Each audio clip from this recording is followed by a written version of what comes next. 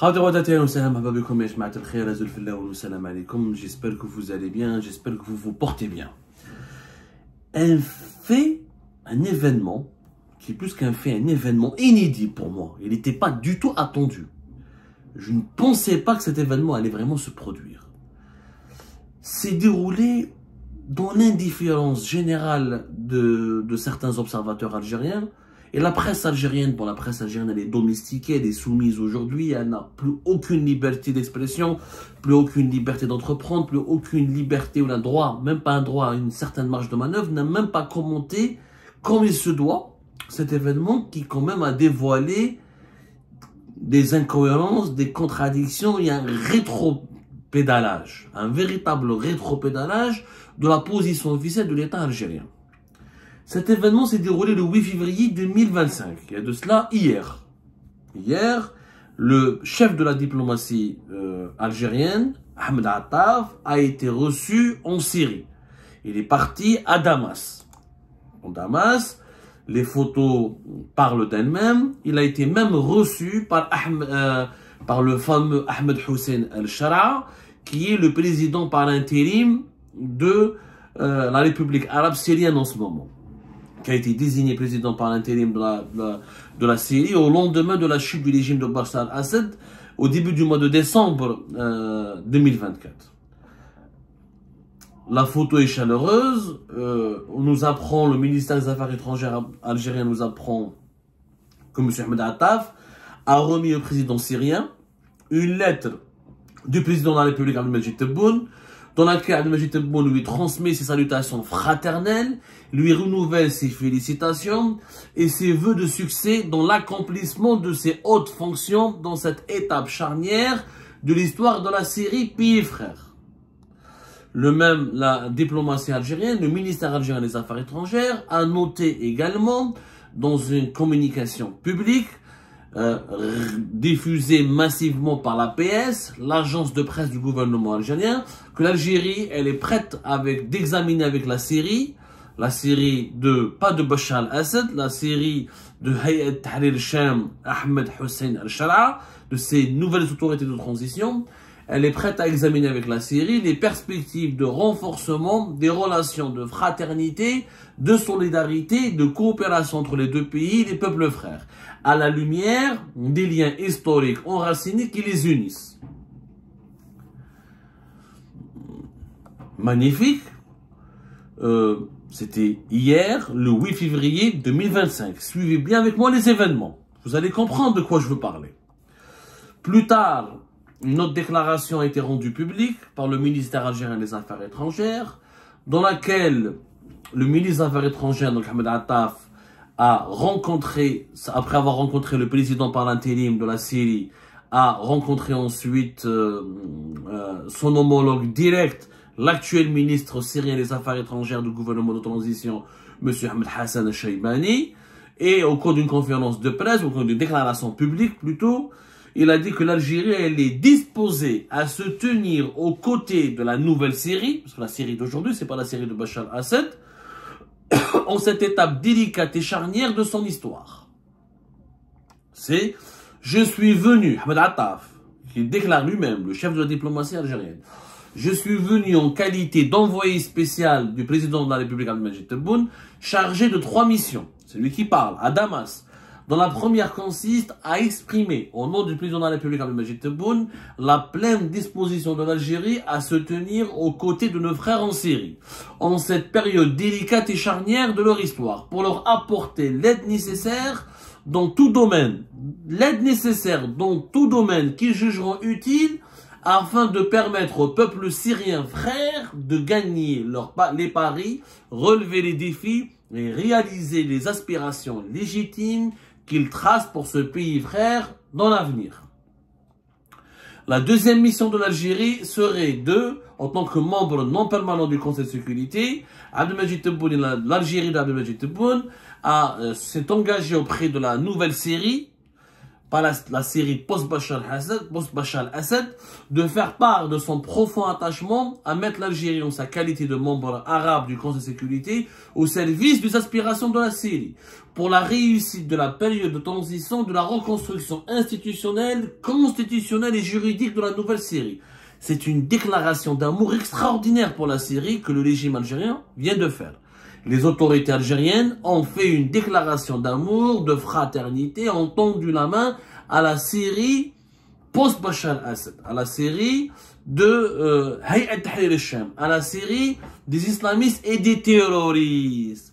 Parce que les déclarations du 8 février 2025 s'inscrivent en totale contradiction avec les déclarations faites par la diplomatie algérienne et par le régime algérien à la veille de la chute du Bachar al-Assad.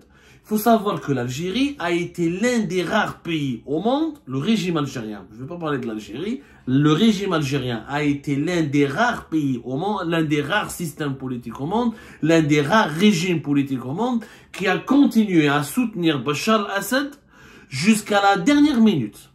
Jusqu'à la dernière minute. Nous sommes, c'était hier, la déclaration d'amour, de fraternité, de coopération. L'Algérie, elle est aux côtés de la Syrie. Il a même dit, l'Algérie, elle est prête à aider la Syrie dans quelques domaines que ce soit. Il suffit juste de demander voilà, je répète la phrase. La pleine disposition de l'Algérie à se tenir aux côtés de nos frères en Syrie en cette période délicate et charnière de leur histoire pour leur apporter l'aide nécessaire dans tous les domaines qu'ils jugeront utiles, afin de permettre au peuple syrien de gagner les paris, de relever les défis, de réaliser les aspirations légitimes qu'il trace pour ce pays frère. Mais auparavant, si on revient vers le mois de décembre 2024, l'Algérie de M. Tebboune, le régime algérien actuel, ne parlait pas du tout de la Syrie comme étant un pays frère. Ne parlait pas du tout du peuple syrien, il parlait du régime syrien. Le pays qui était frère du régime algérien, c'était la Syrie de Bachar al-Assad. Le 4 décembre 2000, je vous retrouve une déclaration du 4 décembre 2024. Le même Ahmed Attaf, le même chef de la diplomatie algérienne, qui était à Damas hier le 8 février 2025. Il y a de cela 2 mois, le 4 décembre 2024, il a eu un appel téléphonique avec qui? Avec le ministre des Affaires étrangères du régime de Bachar al-Assad. C'était la Syrie de Bachar al-Assad. Monsieur Bassam Sabber. Qu'est-ce qui s'est passé? Communiqué officiel du ministère algérien des Affaires étrangères. Cet échange a permis au ministre algérien de prendre connaissance des récents développements de la situation dans le nord de la Syrie et de réaffirmer la position constante de l'Algérie ainsi que sa solidarité totale avec la République arabe syrienne sœur, État et peuple, face aux menaces terroristes qui visent sa souveraineté, son unité, l'intégrité de son territoire, ainsi que sa sécurité et sa stabilité. Le ministre syrien de Bachar al-Assad a exprimé sa profonde gratitude et ses remerciements à l'Algérie pour sa solidarité, son soutien à la demande des autorités syriennes d'organiser une réunion d'urgence du Conseil de sécurité des Nations Unies. Le 4 décembre 2024, l'Algérie officiellement concédait les rebelles syriens qui ont pris le pouvoir et qui ont instauré un gouvernement de transition et qui ont accepté d'accueillir Ahmed Attaf hier comme étant des terroristes. Oh, c'était des terroristes. C'est le 4 décembre. Et le terroriste, il devient frère. Le terroriste le 4 décembre devient le frère du régime algérien le 8 février 2025. Quelle inconstance, quelle absurdité, quelle incohérence. Si une année auparavant, 5 ans auparavant, 5 ans après, une année après, 6 mois après, 2 ans après, ça peut se comprendre. Ça peut se comprendre. Mais hier, Ahmed Hussein al-Shar'a était terroriste. Aujourd'hui, il devient le frère, l'ami. L'Algérie, elle est prête d'accueillir et d'aider et de soutenir la nouvelle Syrie dans tous les domaines. C'est complètement extraordinaire. Je rappelle que lorsque le 4 décembre, dès que la Syrie a demandé à l'Algérie, en tant que membre non permanent du Conseil de sécurité, de saisir les membres du Conseil de sécurité de l'ONU pour organiser une réunion d'urgence afin de condamner et d'essayer de stopper l'avancée des rebelles syriens qui étaient assimilés à des terroristes par le régime algérien. Le représentant de l'Algérie au niveau des Nations Unies, qu'est-ce qu'il a dit? Nous sommes préoccupés par l'escalade récente représentée par l'attaque menée par l'organisation HTS, Hayat Tahrir al-Sham. Cela confirme la nécessité de coordonner les efforts pour faire face à cette organisation et l'éradiquer. Faire face à cette organisation et l'éradiquer. C'était le représentant officiel de l'Algérie auprès des Nations Unies à New York. Et éradiquer cette organisation considérée comme terroriste par le régime algérien, c'était le 4 décembre 2024. Le 8 février 2025, la même organisation terroriste, ses leaders deviennent des partenaires, des amis, des frères, et l'Algérie, elle est prête à les accueillir, à les soutenir, à coopérer avec eux et à se tenir à leur côté. La contradiction dans toute son excellence. Quand le vent a tourné, le régime algérien a changé sa veste. Bachar Assad, jusqu'à la dernière minute, quel est le régime algérien? Alors Bachar Assad, le roi est mort, vive le roi. Est-ce que c'est vraiment ça la réalité? Est-ce que c'était juste un changement parce que le vent a tourné? Est-ce que le régime algérien a adopté son changement aussi rapide? Attention, très rapide. Quand est-ce que Damas a été prise? Damas a été prise normalement le 8 décembre. Si je me rappelle, c'était le 8 décembre, 9 décembre, voilà. Le 8 décembre, 9 décembre, classe. Entre le 7 et le 8 décembre, la chute de Bachar Assad. Le 4 décembre, 3 jours avant, l'Algérie était avec Bachar Assad. Et ses opposants sont des terroristes qu'il faut éradiquer. Le mot a été utilisé pas par moi, par un diplomate algérien auprès du Conseil de sécurité des Nations Unies. Est-ce que c'est crédible que 2 mois plus tard, comment peut-on accorder du crédit? Comment peut-on respecter la position de l'Algérie? Comment peut-on respecter son honneur? Comment peut-on respecter sa parole? Comment peut-on donner du crédit à cette prise de position, à ce changement, à ce rétropédalage, à ce revirement, à ce changement de veste en 2 mois? En 2 mois, c'est bon, ce ne sont plus des terroristes qu'il faut éradiquer, c'est des amis, des partenaires, des frères, la nouvelle. Mais le frère, c'était Bachar Assad. Ah, Bachar Assad, ce n'est plus un frère. On n'en parle plus, on fait table rase du passé. Mais vous avez parlé à ça, vous étiez l'interlocuteur direct du régime de Bachar Assad le 4 décembre 2024. Vous lui disiez, vous étiez solidaire avec lui, vous étiez prêt à le soutenir pour éradiquer ces terroristes qui ont pris Damas 4 jours plus tard. Ah non, on n'en parle plus. Ils n'ont même pas pris le soin d'effacer les contenus.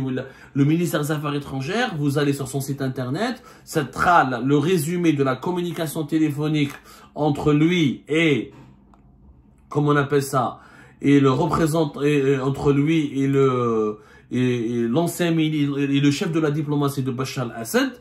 Elle est toujours, le résumé de cet appel téléphonique est toujours, Bassam Sabbar est toujours sur le site du ministère algérien des Affaires étrangères. Mais comment en 2 mois on peut changer de position? Comment en 2 mois on passe de